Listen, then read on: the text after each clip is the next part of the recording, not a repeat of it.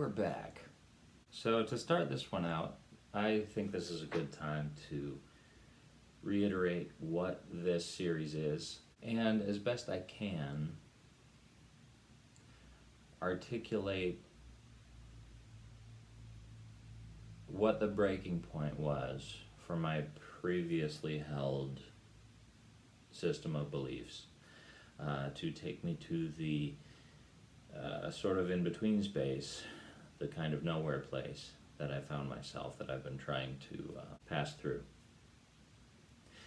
So this series is about my deconstruction as a kid who grew up in fundamentalist Christianity. I grew up in a indie-fundy Baptist church for all of childhood. Went to a very conservative Baptist college and gradually found my way into a more charismatic theology for a number of years. Then found myself turning fill in the blank, and that's kind of what this episode is about, because it's interesting trying to figure out what to call yourself. It's not like I've had a ton of people asking me, well, what do you call yourself now, Jeremy? You know, this is actually more me trying to work this out for myself, because I'm compelled by this topic. It's like, well, do you call yourself a deconstructing Christian? Do you no longer identify as Christian? Do you call yourself agnostic? Do you call yourself atheist? And to tell you the truth, it's not. It's one of the weirder parts about this place in my life is not knowing how to give a straight answer to that question. Because whatever was uncertain to me in younger years, that was something I thought I could count on staying the same. I figured that at least would stay put. You know, this is my father's world. This is where all this came from. This is what life means. This is what it's about. This is what we're here for, you know. Those things that sometimes may not change too much about what your daily life looks like. They could still be things you could get in a heated argument about if you knew that you were talking with somebody who fundamentally disagreed with that worldview. And I point that out only because your heathen neighbor next door may like the same TV shows as you do, and that may be how you spend most of your time when you're not at work. Yet you could feel like fundamentally separate people if you were of the same church culture as I was. And then when you kind of come unglued from that, that's when it starts to feel more serious, because you can get on with things and move forward in your life as long as you are settled on your basic sense of your place in the world and what reality even is. But when that stuff comes undone, that's when it stops feeling like something that you can just sort of passively get on with your daily life, because it becomes this sort of identity crisis where, you know, you're like, oh, wow, okay, I thought I had at least a working, functional sense of the fabric of reality and how I relate to it, and now I'm not so sure. So because those are deeper things, it ends up feeling, I should be using I statements, speaking just for myself. For me, it felt like as a deeper thing to my existence. It felt close to all-consuming. It's not as though I became incapacitated. I still could just get on with my daily life and do things, but the restlessness that came with that, as I realized, wow, I have questions that I've been like digging for answers to, and it looks like I'm just not going to get answers, you know. I'm imagining like a devout Christian hearing me say that, and what may bubble up inside them be, well, just keep the faith, don't give up now. What if it's just around the corner? Well, you have to understand, you may draw that conclusion from hearing me say what I just said, but this was many just around the corners ago, and this was many years. And so, as I went from Baptist to charismatic to, for now, let's say essentially agnostic, the progression I don't think was so mysterious to understand.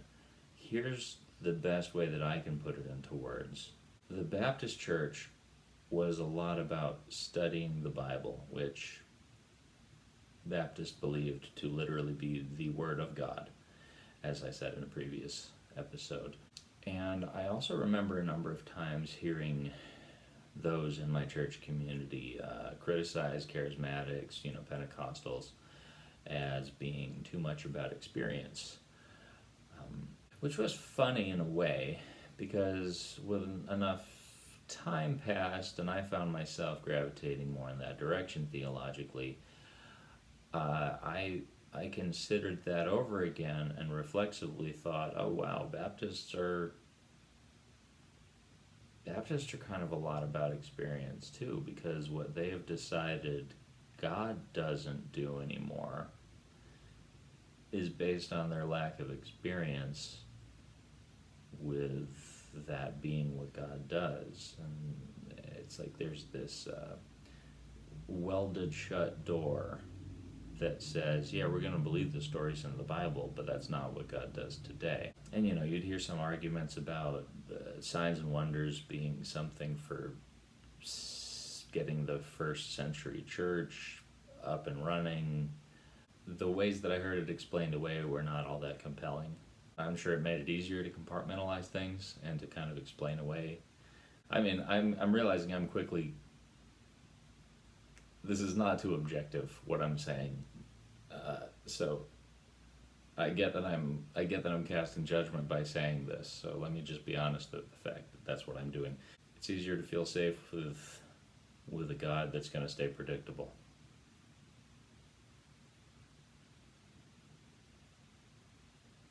So I think you probably are going to find most people who identify as Christian are going to agree that it would be wrong to put God in a box. That was what I eventually saw the Baptist church as doing. I moved on into, as I said, more charismatic theology. And it's interesting because the church I became a part of after college, and this was some years after I moved across country into South Florida, I ended up in a church that was non-denominational but like pretty strongly charismatic, and it had been founded by people who I don't know about all of them, but I think a lot of the core leaders had originally come from more of a Baptist upbringing. They had just come around to more of a spirit-filled theological orientation. And of course I found some things there that were pretty well outside of my existing spiritual paradigm, and things that I just kind of had to process and be like, well, if this is God, then I have some things to learn. And the main thing that I would say would be just that idea of actually having a relationship, a spiritual relationship, rather than a relationship to an anthology of sacred texts, which never really made too much sense to me when people talked about having a relationship with God by reading His Word. Shouldn't God still speak? If this is, and I'll say this a lot, if this is the power of the universe, well, doesn't that power probably have more to say than what got said thousands of years ago? So, as I got established more firmly and started developing a community in that church, I got shaken in some ways to where I had to say, oh wow, okay, there's more going on here than just, smoke and mirrors. And so, and I mentioned a couple of examples in previous episodes here. But suffice it to say, I will say it was at least compelling. It was compelling to be in a place where, and this is important, so I really want to get this across the way I experienced it. It was compelling to be in a place where the people I was surrounded with seemed truly to be, as they said, sold out for Jesus. And to see a real change in their lives. I almost don't want to say what I'm about to say, because I think on some level, a sweeping generalization like this must be unfair. But at least the way it seemed to me growing up was that the version of God that I saw in the church that I grew up in didn't really transform lives. Like maybe kind of kept you out of trouble, but not any more than maybe proper education and some cognitive behavioral therapy would keep you out of trouble. I don't remember really seeing lives transformed.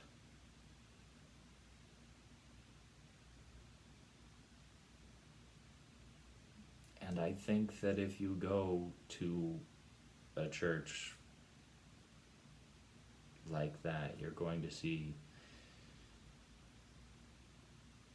withering marriages, secret double lives, cognitive dissonance, almost like a dissociation where you'll wear the face that you wear at church, and that's you being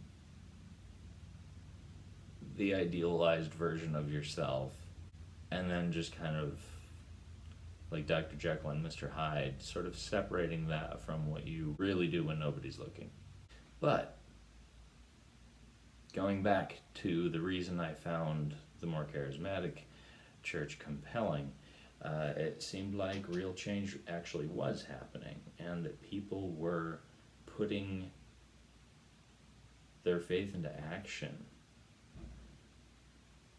Whether that meant going out and praying with strangers over whatever heartbreak was happening in their life, or real physical healing that they needed. I mentioned before, I've seen physical healing take place. That is a thing that can happen in this life. And so at this point, some of you may be listening and thinking like, well, wait a sec, this doesn't make sense, Jeremy. Like you're saying, not as a matter of just holding on to hope, thinking that this could be true. No, you're saying that you know this to be true, and yet you're still doubting God to be real. Well, bear with me, because this looks different for different people, and it all kind of crumbled on one thing for me.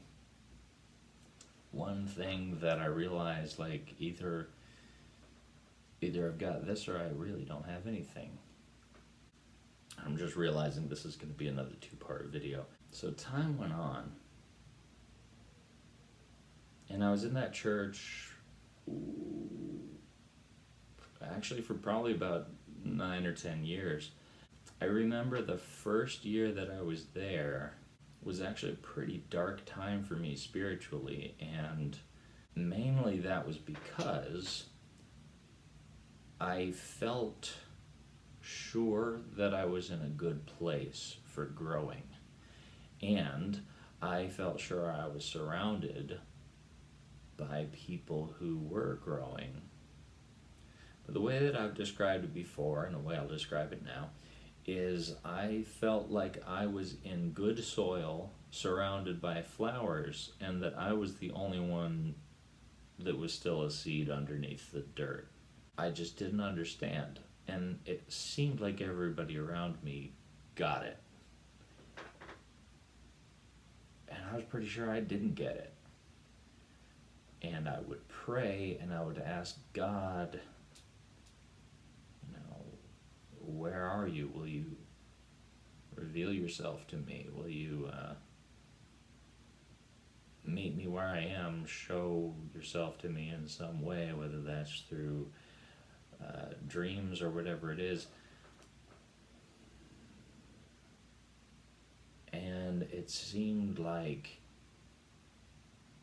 time after time I'd be in a worship service and I'd be singing along, or sometimes in a more meditative state with my eyes closed, and it would be like I was just there watching a black screen, hoping that something would show up, hoping that God would respond to my invitation to spend time with him, that he would be there with me in some way that I could discern. And I feel like I spent a lot of that time holding out hope based on other people's experiences. Again, the people around me, like I thought I saw real things happening in their life. And that's not to say even that I'm casting doubt on that now. But enough time passed and I was like seeing that, like, regardless of what's happening in other people's lives, mine's kind of just staying the same.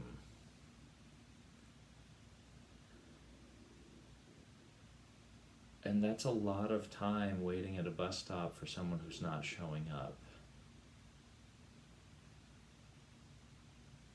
Or, to be generous, someone who's not showing up in any way that I could recognize. Because there's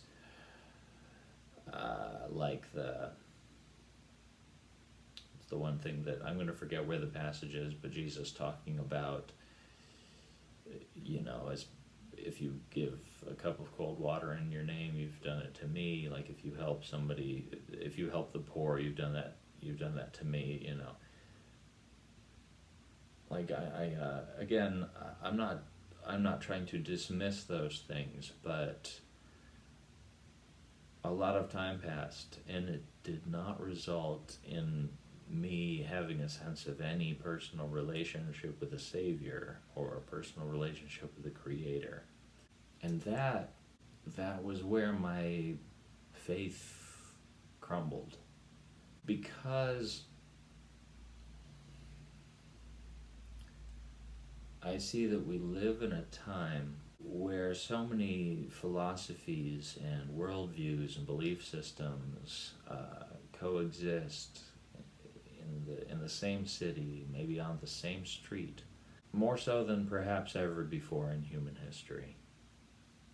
Because of that, we are exposed to so many different ways of being, of being a human. And again, I don't care to get too political here, but as an example,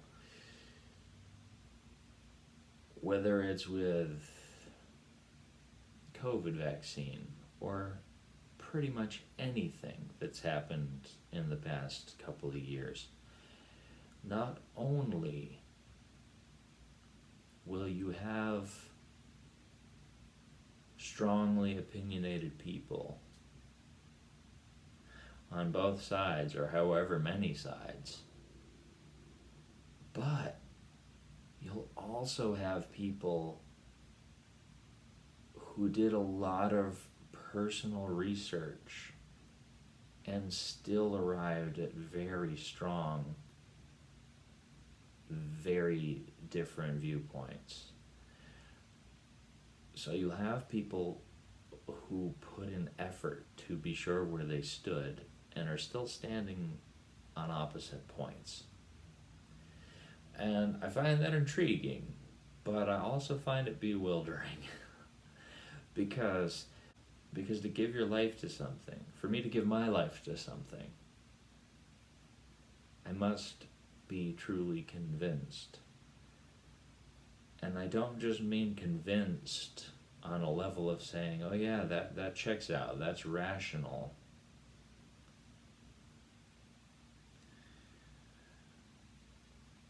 Because depending on whose accounts you agree with, it's plenty rational to take the scriptural accounts of Jesus being the Christ, being born of a virgin, being crucified in a way that fulfilled prophecies about the redemption of humankind, and then coming back from the dead with many eyewitnesses, and then physically ascending. Like, depending on whose accounts you trust,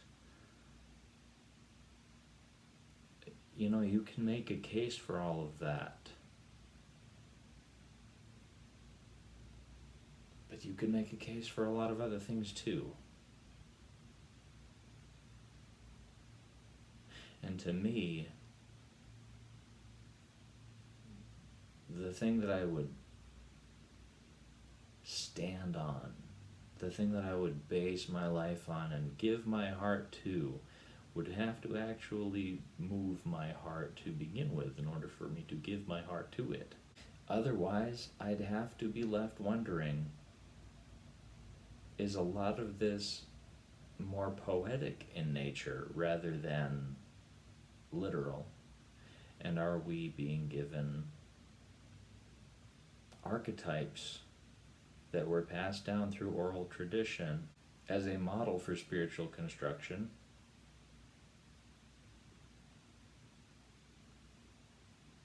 And if there is no relationship to be had there, are we wasting time by continuing to reach for it?